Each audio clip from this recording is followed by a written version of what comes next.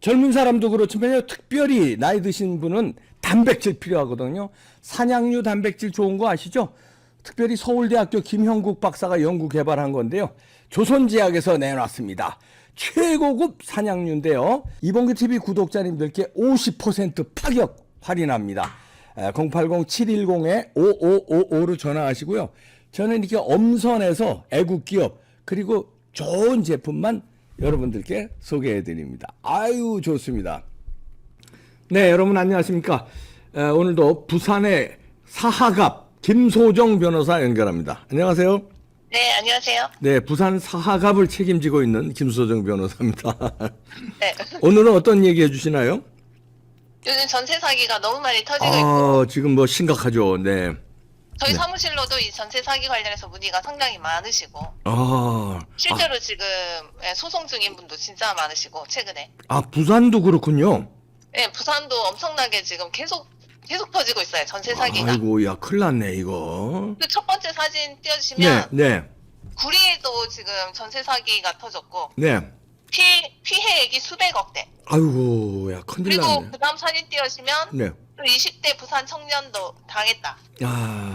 이게 지금 두 번째, 저번에 한번 터지고 부산에 또 이번에 또 터졌더라고요. 그러게요. 아이고. 그 뭐 어떡하나. 인천 미추홀 지금 난리가 났고, 인천은 난리 났고요. 네. 이거 이게 큰일- 전국적으로 계속 지금 이게 전세 사기가 지금 동시다발로 지금 터지고 있잖아요. 네, 큰일 났네. 예. 지금 최근에 극단적인 선택도 세 분이 하셨고, 네. 예, 그 다음 사진 띄우시면 전세 사기 피해자 극단 선택 이렇게 뜨잖아요. 예. 이게 다 젊은 청년들이거든요. 아이고, 어떡해. 예, 지금 이 전세 사기 뭐 일명 뭐 건축왕, 뭐 빌라왕 뭐 이런 식으로 얘기를 하는데, 이 사기범들 때문에 이 전세 사기가 전국적으로 지금 극성을 하고 있는데, 예. 이것과 관련해서 지금 왜 이런 문제가 터지고 있는지에 대해서 전혀 모르시는 분들이, 그러게요. 심지어 그냥 전세 제도가 문제다 뭐 이런 식으로 말씀하시는 뭐 분들이 지금 상당히 많아가지고. 대부분 그렇더라고요. 제도 때문에 이렇게 피해 본다. 정부가 뭐 했냐 이러고 있더라고요. 아니 근데 저는 진짜 깜짝 놀랐어요. 이건 거의 진짜 99.9% 문재인이 야기시킨 거거든요. 문재인 정부에서. 문재인이. 그때부터 이미 충분히 예견이 됐던 문제들이고. 예. 근데 이거에 대해서 원인을 상당히 좀 모르시는 분들이 예. 너무 많고, 지금 이렇게 그냥 우리가 그냥 아무렇지 않게 그냥 넘어가 버리면 네. 그럼 민주당들이 얼마나 양심의 가책도 못 느끼고 활개를 치겠냐 뭐 이런 문제입니다. 그렇죠. 하나씩 짚어 주세요. 네. 그래서 그 다음 사이트 띄우시면 네. 제가 그 전세 사기 관련해서 댓글, 네. 포털 사이트의 댓글을 보니까 예. 임대차 3법이랑 이게 뭔 상관이냐 뭐. 그러게요. 그 다음 사이트 띄우시면 뭐 팩트는 따져야지 뭐 임대차 3법이랑 영리야 이거를. 예. 또 그 다음 사이트 띄우시면 뭐 너네 변비도 임대차 3법 때문이냐. 임대차 3법 얘기는 진짜 얼토당토 않아서 웃는다 뭐 이런 식의 네. 댓글이 상당히 많더라고요. 네. 저는 이걸 보고 정말 깜짝 놀랐어요. 깜짝 놀라네. 어떻게 이 원인 파악이 이렇게 안 되시나 싶어서. 예. 임대차 3법이 시행됐을 때 이미 이 전세 사기 사태는 예견돼 있었거든요. 문재인 정부 때부터. 네. 그때 문재인 정부 정말 문재앙이라고 불릴 만큼 그 문재인 정부 때 많은 전문가들이 지금 이 사태를 우려했어요. 네. 그래서 이걸 다시 한번 살펴보기 위해서 네. 이 문재인의 임대차 3법이 지금 현재 터지고 있는 전세 사기와 어떤 관계가 있는지 명확하게 좀 말씀드리고 싶어서. 네, 이거 짚어야 돼요. 맞아요. 짚어야 돼요. 네. 그 다음 사이트 띄우시면 뭐 이게 2022년 작년 기사죠. 네, 2024월. 그때 임대차 3법이 시행된 지 2년 지났을 때예요. 네. 그때 전세 가격이 폭등하고 있었다는 거죠. 그랬죠. 예. 전세 가격이 완전히 폭등하고 있었다. 근데 이거는 이미 임대차 3법 시행 때부터 충분히 예견됐던 문제인데, 그럼 임대차 3법이 뭐냐 이렇게 봤을 때 그 다음 사진 띄우시면 네. 임대차 3법은 임대차 신고제, 계약 갱신 청구, 그 다음에 전월세 상한제 이 세 가지거든요. 네. 근데 여기서 이거를 좀 자세히 좀 말씀을 드리면, 네. 이 세 가지를 한꺼번에 묶어놓은 게 대참사의 징조였어요. 아하. 저것들을 하나하나 추이가 동향을 이제 살펴보면서 하나하나 이제 수년간 그 간격을 띄워놓고 시행해도 모자랄 판에 저거를 한꺼번에 어떤 사정 검토 없이 그냥 묶어가지고 바로 시행해버렸거든요. 예. 이게 정말 대참사의 징조였다. 지금 봐도 저거는 소름이에요. 저렇게 세 가지를 한꺼번에 묶어놓은 게 지금 봐도 소름인 거죠. 자, 왜 그런지를 이제 시청자 여러분에게 하나씩 설명해야 되겠네요. 네, 이게 일단 전월세 상한제부터 말씀드리면 네. 이게 전월세 상한제가 뭐냐면 전세 보증금이나 월세 등을 기존의 보증금이나 월세에서 5% 이상 못 올리게 해놓은 거거든요. 네, 그렇죠. 예. 계약 갱신할 때나. 네. 근데 이제 문재인이 그때 이걸 다 시행했을 때 민주당하고 똑같이 문재인도 이걸 시행했을 때 어떻게 생각했냐면 이 법을 시행을 하면 임대인이 보증금이나 차임을 못 올려가지고 임차인이 정말 살기 좋은 세상이 오겠구나. 네, 그런데 그런 생각은요 유치원이나 초등학교에서만 가능할 법한 생각이고요. 예. 현실에서는 전혀 그렇지 않다는 거죠. 그 한번 생각을 한번 해보세요. 내년부터 만약에 이게 시행 전이라고 보면 내년부터 만약에 전세 그러니까 보증금이나 월세 못 올린다고 하면 그 올해 막 올려버리죠. 임차인들이 올해 안에 무조건 올려버리고요 최대치로 예. 그걸 거부하는 임차인들 나가라 그러지. 예. 다 나가라고요. 그렇죠. 그거를 이 법 시행 전에 전부 다 올릴 생각만 하고 있을 텐데 이거를 문재인이나 민주당은 정말 순진한 건지 어지가 모자란 건지 모자라요. 국민들을 모자라. 유치원생이나 초등학생 정도로 보고 있어요. 네. 안 시키면 그냥 그대로 따라한다. 예. 근데 이제 이게 설상가상으로 지금 전월세 상한제 해버리니까 올해 안에 그냥 다 올려버리겠다 생각하지 않겠어요? 그렇죠. 근데 여기다가 설상가상에다가 뭘 엮어놨냐면 계약갱신 청구권 묶어놨잖아요. 예. 두 번째 거예요. 예. 네, 아까 그 계속 보시면 그러니까, 계약갱신 예. 청구권 예. 이거는 무조건 임대차 4년을 보장해주는 거거든요. 예. 그러면 임대인 입장에서는 5%밖에 못 올리는데 그걸 4년 동안 단 한 번밖에 못 올려요. 그 계약 네. 갱신할 때. 그럼 왕창 올리지 처음에. 그러면 이 법이 내년에 시행된다. 그 한번에 시행된다. 올해 왕창 올려버리지. 미친 듯이 올려버리지 않겠어요? 네. 그러니까 임차인 다 내쫓고 올해 안에 무조건 올린다는 겁니다. 근데 이제 그거를 가만히 있던 사람들도 이걸 다 묶어놔버리니까 네. 무조건 이제 올려야겠다고 생각을 해버리는 거죠. 예. 근데 여기서 또 설상가상으로 문재인은 그 전월세 신고제까지 시행했거든요. 예. 전월세 신고제 보이시죠? 네, 임대차 이거- 신고제. 예. 이거는 재앙이에요, 재앙. 아. 전월세 신고제가 뭐냐면 예전에 그 다음 네. 사진 보시면 네. 예전에 교통부 실거래가 검색해보면 매매 가액만 나왔거든요. 네. 근데 지금은 전월세 신고제 저렇게 돼 있어가지고 아파트 전월세 보이잖아요. 네. 전국적인 월세, 전세 동향 전부 다 검색 가능해요. 네. 왜냐면 이거 임대차 관련해서 임대인뿐만 아니라 임차인도 신고하게 돼 있거든요. 그러니까, 예. 네, 임차인도 신고하게 돼 있어요. 네. 그러면 이제 이 세 가지 법이 동시에 내년에 만약 그 전으로 돌아가서 과거로 돌아가서 예. 내년부터 이 법이 바로 시행된다라고 했을 때 임대인들은 거의 100% 올해 안에 무조건 올려야 된다. 왜냐면 이게 신고까지 들어가 버리니까. 그렇죠. 예. 네, 이제 전월세 사정 그러니까 보증금 차임들이 전부 다 신고돼서 오픈돼 버린단 말입니다. 네. 그렇다면 이게 신고되기 전에 이제 4년 동안 올리지도 못하고 올려도 5%밖에 못 올리는데 네. 올해 안에 폭발적으로 올려버리자는 생각이 엄청나게 들지 않겠냐 이 말이죠. 그렇게요. 예.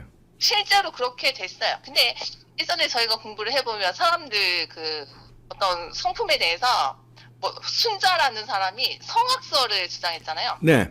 맹자가 성선설을 주장했고 네. 사람은 뭐 태어날 때부터 악하다, 사람 태어날 때부터 선한 네. 마음을 가지고 태어났다 이런 주장이 있는데 저는 둘 다 있다고 보거든요. 그렇죠. 근데 뭐가 더 강한지에 따라서 뭐 차이가 있을 뿐인데 네. 근데 이제 전월세 신고제 이거 임대차 3법을 딱 묶어버리니까 네. 임대인의 성악설을 건드려버린 거죠. 아하. 내재돼 있던 이기심과 악한 마음이 그냥 네. 자기만 생각하는 그러네. 완전히 폭발해버려가지고 그 당시 임대차 3법이 시행되기 직전에 그 전세 가격 월세 엄청나게 완전히 올라버렸다는 겁니다. 네. 완전히 폭등했어요. 그 다음 사진 띄워주시면. 네. 그래서 아까 그 사진 보시면 임대차 3법 시행 2년 차에 보니까 전세가 폭등했다 이거. 네. 이거는 누구나 다 예상을 했던 거거든요. 그럼요. 예. 이거는 중학생들한테 토의를 붙여도 충분히 예상 가능한 결론이에요. 아니, 문재인 정부 그 주체자들은 시장 경제를 모르니까 공산 경제, 통제 경제, 배급 경제는 잘 알아도 시장 경제의 메커니즘을 몰라요. 전혀 몰라요. 근데 네. 더 웃긴 거는 그 다음 사진 띄워주시면 네. 민주당이 전월세 상한제 이거를 당론으로 추진한 게 저기 2011년 보이시잖아요. 네. 그때부터 했어요. 아하. 그러면 이거를 문재인 정부 때까지 거의 7년 8년 연구했다는 소리 아니에요? 그렇죠. 그런데도 이런 결과를 전혀 예측을 하지 못했다. 못한 건지 안 한 건지 모르겠지만 정말 상식이나 어떤 생각이 있는 집단인지 모르겠어요. 충분히 그 수년간 연구할 만한 그 시간이 충분히 있었잖아요. 그렇죠. 예. 그 민주당 내부에도 뭐 여의도 연구원 같이 그 정책 연구하는 기관이 있을 거잖아요. 민주연구원이 있잖아요. 예. 근데 거기서 도대체 뭘 했냐, 이거 당론까지 추진을 해놓고 예. 이런 부작용이 있을 것을 전혀 생각을 못했나, 이게 정말 소름이라는 겁니다. 그러게요. 예. 어쨌든 이런 경유로 인해서 전세 가격 폭등하고요, 월세도 폭등했어요. 그렇죠. 예. 엄청나게 폭등했어요. 근데 그거를 폭등한 거를 내리려면 어떻게 돼야 됩니까? 그게 공급이 많아져야 되잖아요. 그렇죠. 아파트, 그러니까 임차 묵상물 공급이 상당히 많아져야 되는데, 여기서 문재인 정부에서 또 어떤 정신 나간 짓을 하냐면 정말 어처구니 없는 짓을 했거든요. 그 다음 사이트에 오시면 예. 전월세 금지법. 공급을 막아버렸네, 아예. 아니, 그때 전월세 가격 폭등하고 있을 때 공급을 늘려도 모자랄 판에 전월세 금지법이라는 걸 만들어가지고 그 다음 사이트에 오시면 네. 이게 분양가 상한제가 적용되는 뭐 새 아파트 입주할 때 최대한 주인 거기 실거주를 해라 이거죠. 예. 거기 소유자가 실거주를 해라. 최대 5년까지. 예. 이건 전월세 사실상 차단한 건데, 그때 제일 문제가 됐던 거는 이걸 위반했을 때 형사처벌까지 하겠다. 1년 이하 징역까지.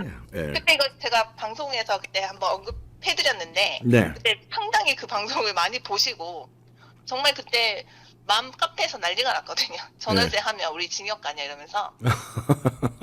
근데 이게 지금 보세요. 그 전월세가 엄청나게 올랐는데 공급을 늘려야 되는데 오히려 전월세를 지금 막아놨어요. 그러게요. 실거주하게 전월세 금지법, 이거 전월세 하면 형사처벌까지 하겠다, 이런 법을 지금 만들어놨거든요. 네.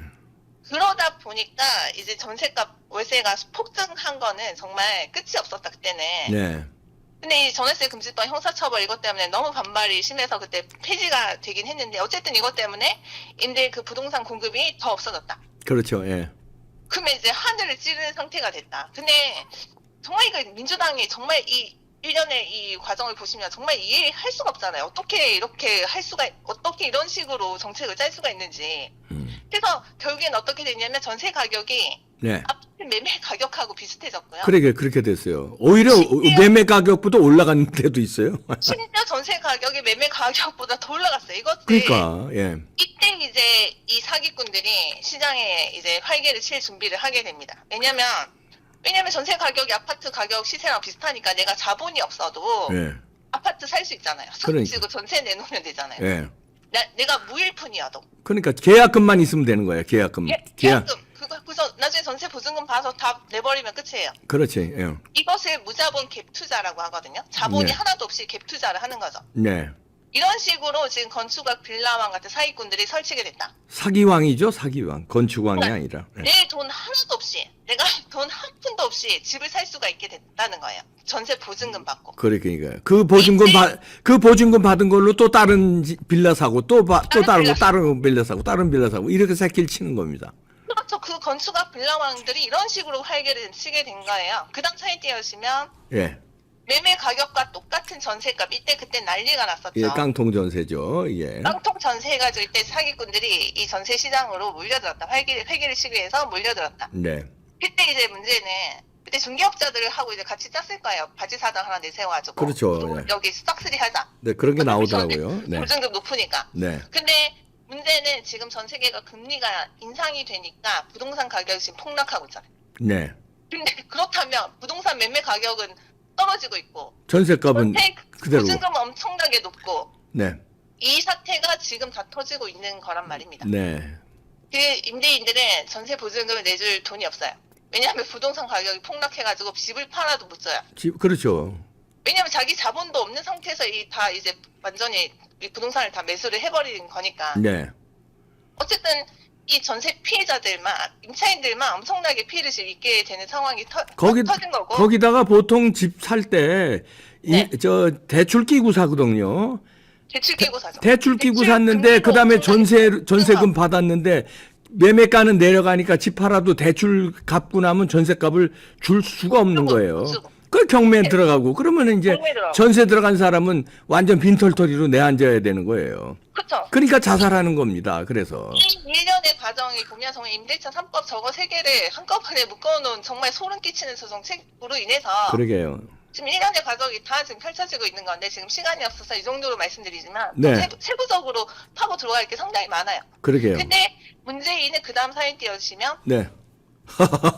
이 어처구니 없는. 5년간 이루 순식간에 무너져 엉망한 그 성취가 뭔지 모르겠어요. 성취가 이제 그런 게 성취겠죠. 지금 같은 거. 나라를 예? 엉망진창으로 예. 시장 경제 질서를 혼돈 그 자체로 카오스로 만들어 버리겠다 이런 성취인지 예. 모르겠는데 모르겠어요. 이게 진짜 이런 얘기를 지금 자기 딴에는 자기가 뭔가 대단한 업적을 이룬 것처럼 이런 말을 하고 있는데 저는 이 기사 보고 정말 급체하는 줄 알았어요. 대한민국을 무너뜨린 게 성취라는 거죠. 시장 경제 무너뜨리고, 예. 네. 이제 그런 자본 질서 무너뜨린 게 5년간의 자기의 성취라는 거죠. 아 그래서 저는 이걸 지금 정말 이 뻔뻔한 모습에 정말 지금 청년들이 일단 청년들이 이게 사회생활을 많이 하지 않다 보니까 네. 이 사기꾼들한테 잘 걸려들잖아요. 네. 그러다 보니까 결국에는 극단적인 선택까지 지금 하고 있는데 문재인은 네. 지금 저러고 싶나 이런 생각이 들 정도로 정말 너무나도 뻔뻔하다. 그러게요. 근데 아까 보셨겠지만 민주당이 전월세 금지법 임대차 3법을 연구한 것이 2011년 아예 당론으로 정해서 지금 연구를 하고 있었단 말입니다. 네. 이런 자들이 다시 내년에 그 총선이잖아요. 네. 그때 다수의 그런 자리를 국회에서 다수석을 차지하면 또 어떻게 되겠냐. 저는 너무나도 끔찍하다. 네. 이런 예전에 문재인 정부 때도 이 정책에 대해서 이렇게 하면 지금 그 다음 정권에서는 이제 화약고처럼 다 터진다는 그런 잘못된 정책들이 상당히 많았거든요. 그러니까요. 이제 비판을 하면 이거는 정파적인 싸움일 뿐이다라고 하면서 상당히 아무것도 아닌 것을 치부를 하면서 자기들의 그 입장만 밀어붙이잖아요. 네. 어쨌든 지금 전세 사기는 이 문제앙의 정말 잘못된 정책으로 인해서 이미 예견된 참사였고요. 네. 지금 하나씩 다 터지고 있는데 이거를 해결하는 방법은요. 결국에는 지금 정부가 어떻게 해결책을 내놓는다 이걸 다 떠나가지고 결국에는 우리 국민들이 세금으로 이 피해를 다 분산해서 떠나야 돼요. 그러니까 아니, 그게 또 진짜 엄청난 저도 지금 부담이죠. 세금 많이 내느라고 허리가 휠 정도인데 그게 또 지금 예. 이런 문제를 저희가 이제 국민들 세금으로 다 지금 다 처리를 해야 되니 궁극적으로는 그렇게 되지 않겠어요? 그래 너무나도 이제 가장 큰 사기꾼은 정치인들이에요. 정치인들이 정책을 잘못해서 이렇게 된 거예요. 네. 예. 에코즈는 국민 전체만 피해를 입게 되는 겁니다. 그러니까요. 이 다시는 이런 지금 민주당 같은 집단들한테 자유시장 경제 질서를 절대 맡기면 안 될 것 같고요. 네. 이 잘못한 상당히 지금 잘못된 정책으로 우리 국민들의 파탄에 물어나온 저 집단들한테 다시 표를 준다는 거는 민주당과 그냥 똑같은 수준이다. 맞습니다. 네. 네, 그런 거를 꼭 이제 명심을 좀 했으면 좋겠다는 생각에서 말씀드렸습니다. 네, 잘 정리해 주셨네요. 부산 사하갑을 책임지고 있는 김소정 변호사였습니다. 고맙습니다. 네, 감사합니다. 네. 그것도 건축왕인지 그 사기왕이 그 최문순 전 강원도지사하고 또 연결된 게 오늘 뉴스에 나오더라고요. 그러니까 다 이렇게 결탁해서 이렇게 서민들의 피 빨아먹은 이 사기친 돈을 또 정치인과 결탁해서 뭔가 또 상도 타고 상도 주고 뭘 또 어디 계약을 하고 이랬더라고요. 정치인하고 결탁해서.